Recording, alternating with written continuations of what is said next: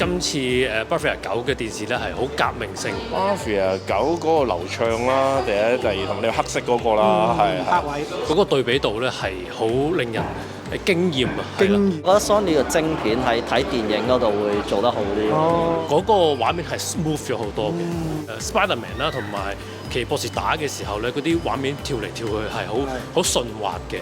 咁我想咧揾個咧又夠光又可以支援 4K Dolby Vision 嘅機，咁 Bravia 9咧就非常之令我有驚喜啦。今次嘅 Quad 咯，係啊，同上次嘅 A9係真係唔同咗咯，係真係進步咗唔少啦。估唔到咁細隻都可以做到出到呢個聲效，做到嗰個天空嗰個立體聲嗰個效果。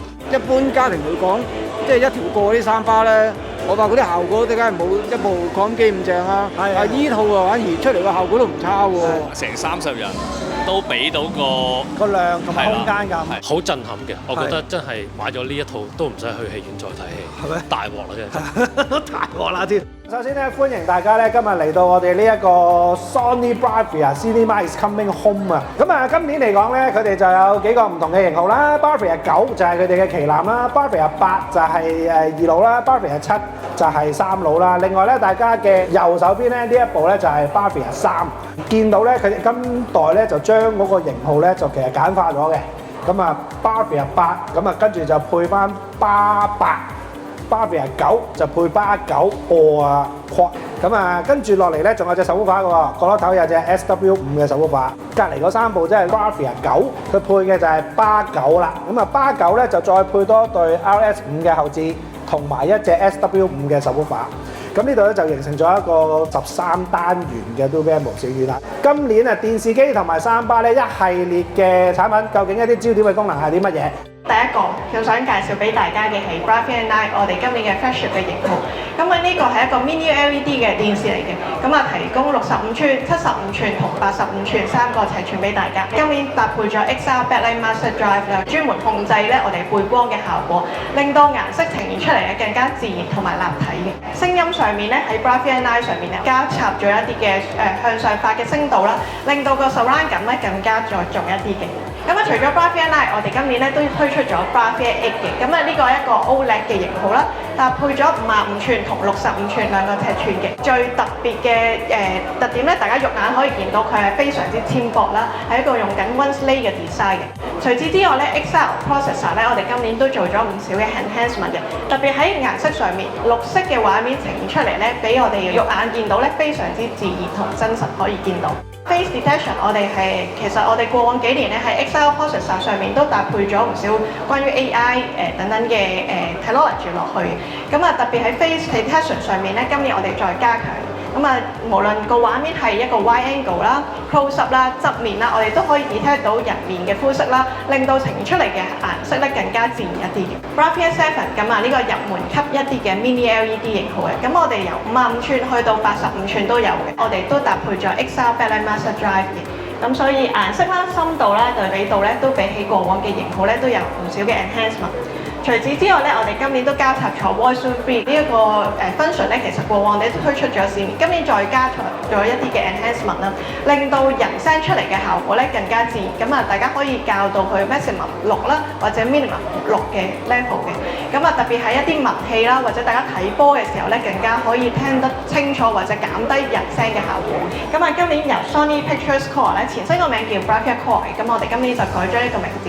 2024年嘅型號咧，我哋都會搭配咗用 rework 嘅形式咧，提供翻俾唔同嘅 Bravia 用家。除此之外咧 ，Netflix 嘅 Color Play Mode 咧，我哋都繼續會沿用喺 Bravia TV 上面。今年咧亦都會加插咗 Prime Video， 亦都係其中一個我哋亦都希望會擺埋喺 Bravia TV 上面。咁 Sony Pictures Core 咧，其實最大嘅賣點咧，除咗係 Pure Stream 啦，同埋 IMAX Enhance 呢兩個 function 之外，今年亦都會喺聲音上面咧再加強 DTS:X 咧都會下放落去到 Sony Pictures Core。咁你就會知道我哋其實呢個串流平台咧，對比其他平台咧，我哋有更多嘅 enhancement 啦，聲音同埋畫面嘅效果咧，亦都係比其他串流平台咧更加之豐富一啲嘅。咁啱啱都講咗啦，咁其實電視嘅 line up 咧就有4樣，咁譬如我哋今次三巴啦，其實都有4個新嘅 line up 出嚟嘅。咁首先啦，有 Bravia Via Quad 啦、巴9、巴8，同一隻比較特別嘅叫 Bravia Vita U 嘅一個產品嚟嘅。其實 Sony 有啲特別別嘅 feature 係三巴嚟講係同其他牌子有咩唔同咧？咁首先第一個就係360 Spatial Sound Mapping 啦，由 HTA9 開始啦，咁實已經係我哋 Sony 一個獨家嘅技術嚟㗎。咁其實佢最主要分享係乜嘢咧？就可以 detect 到4個 speaker 之間嘅距離啦。speaker 同牆之間距離，甚至 speaker 同你聽緊嗰個人之間距離嘅，咁就做一個叫做360度環回聲納提嘅效果。咁呢個係一個我哋叫 Sound Field Optimization， 呢個技術咧係 Sony 一個獨家技術啦，咁可以令到你一個環回立體感更加好嘅一個技術嘅。咁其次係叫 Accuracy Sync 啦，咁一個 Sony 同 Bravia 電視之間嘅 collaboration 嚟嘅。咁大家時候都 feel 到，其實個環回立體聲效果係好好，但係人聲咧其實係好似面對面你 face to face 咁同你講，其實先係最好噶嘛。咁所以咧，其實喺電視中間就做咗中置嘅聲道嚟嘅，電視直接出人聲，咁就好似屏幕上嘅電影一個人同你講一個感覺。除咗電視之外啦，三巴都有 voice room feed 嘅正錄負錄，咁就可以自己調校下，其實想人聲多啲定唔想人聲多啲。當然啦，就好容易 set up 啦，咁就大家可以用喺個電視嘅 menu 度就控制到後置喇叭嘅大細聲啦、subwoofer 大細聲啦。咁呢個都係 Bravia 電視同 Bravia 三巴之間嘅一個比較容易啲，令到大家好容易 access 到嘅一個方法嚟嘅。產品對有啲咩咁特別咧？咁首先 Quad 啦，咁 Quad 大家都現場見到啦，在座呢度有4個嘅 speaker 喇叭啦，每一個幾特別嘅可以掛牆咧，其實好薄嘅啫。咁其實咧對比上一代 A9啊，其實 A9 都見到啦，其實147mm 嘅，但係今代啦其實咧得大概50mm 到嘅啫。但 even 咧咁薄嘅情況之下咧，咁其實佢 speaker unit 咧都提升咗嘅。由當年嘅12個 speaker unit 到而家16個 speaker unit， 咁其實都一個比較大嘅一個 upgrade 啦。咁其實點解呢4個 speaker unit 係由邊度嚟嘅咧？其實咧係一個 mid range 嘅中置嘅式喇叭嚟嘅。咁呢個喇叭咧，咁其實咧係比較相對上係少見啲啦，喺其他嘅speaker 或者喺三巴度啦。唔理高中低嘅聲音都可以有一個更加好嘅一個體驗嚟嘅。咁 connection 啦，咁對比上一代都好咗啦。最主要原因咧就係因為我哋多咗天線啦，咁其實 software 都係有 update 咗嘅。咁大家就覺得其實 even 你其實咁空曠嘅環境之下，connection 咧都完全係冇問題嘅。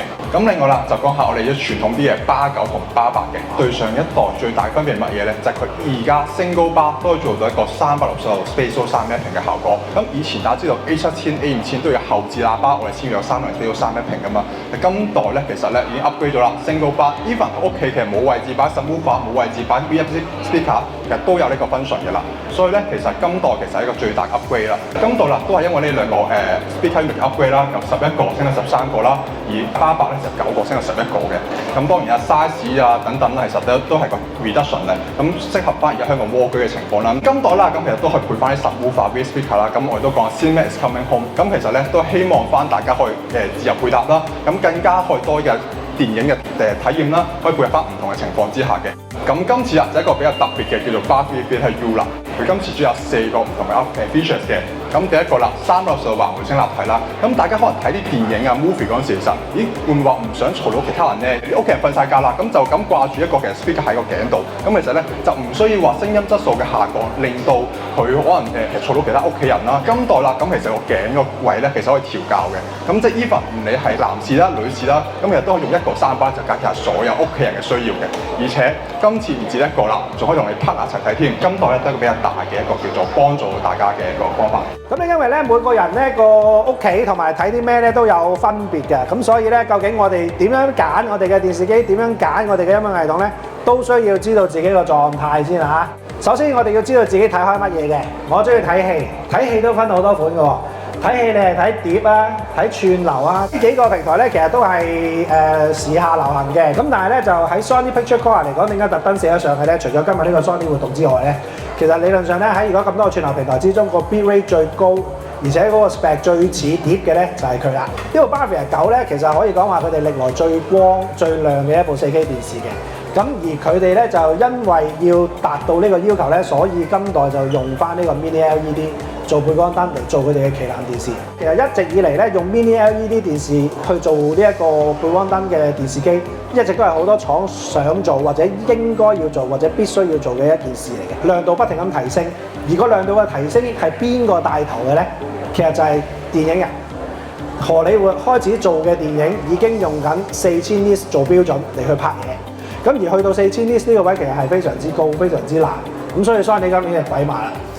佢哋咧就係喺諗緊點樣將嗰個 LED 除咗係基本嘅控光之外，點樣可以令到佢更加可以快啲，同埋每一個黑白位可以做得更加分明咧？就係喺個背光燈嘅位置嗰度咧，分好多個區，每個區加多一粒晶片落去，嗰粒晶片就專係淨係負責呢個區嘅熄燈、開燈、調光、調暗。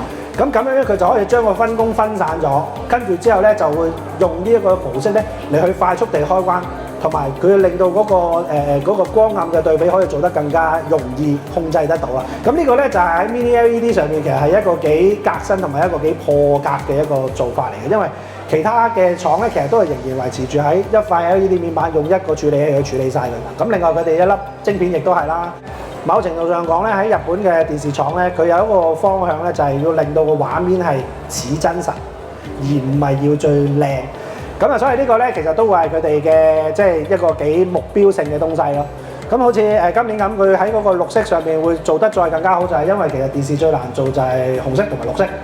綠色尤其是綠色入邊嘅層次就更加難做，咁所以佢哋今年喺綠色上邊就做嗰啲 enhance 啊咁。咁啊，另外晶片仲有好多唔同功能啦，有呢個X Motion Clarity 啦，咁啊一啲嘅 4K upscale 啦，因為 Sony 咧本身佢就有相機嘅部門啦，亦都有手機嘅部門啦。電影公司啦，咁所以咧，其實佢哋咧有時都會有好多資訊咧，就係啲 user cap 完之後啊，或者係啲電影公司拍完之後啊，其實咧攞啲數據俾佢哋去做分析嘅時候咧，咁佢哋會知道每一件物件大概嘅 texture 係點樣，咁所以喺部電視機食啲低解像度嘅畫面嘅時候咧，就有機會咧係可以幫佢做翻一個 upscale， 而 upscale 入邊究竟做得似唔似咧，就係要睇翻呢一個晶片咧點樣可以幫到你啦。今代亦都喺 Bravia 9入邊有個 XNT Reflection 就係防反光，同埋咧呢一個 XY Angle 嘅。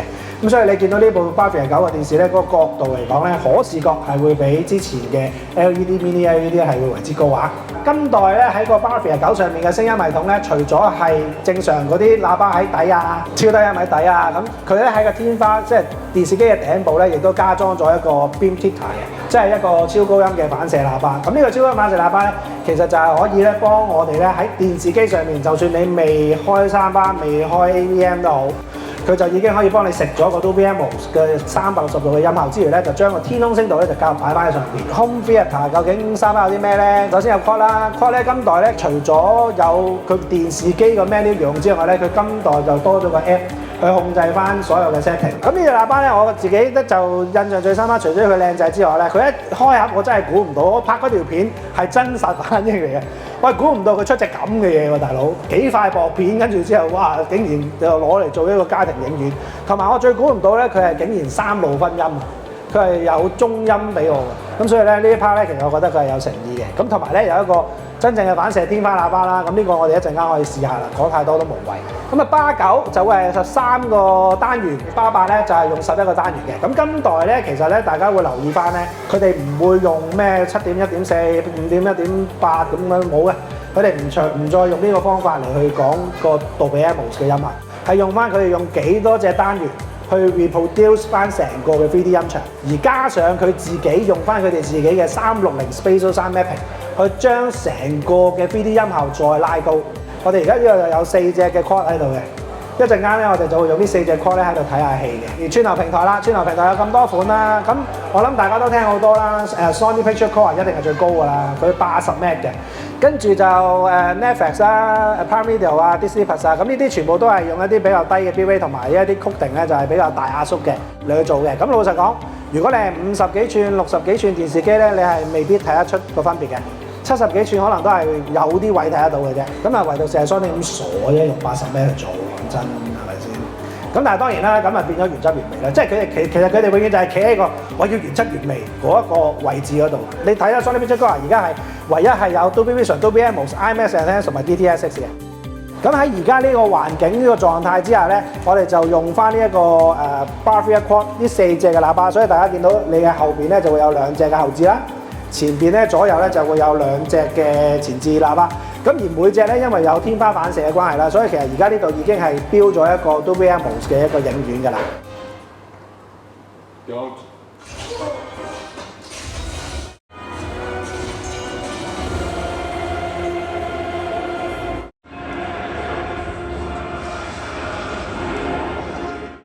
預備1、2、3，耶 ！Thank you， 多謝晒啊！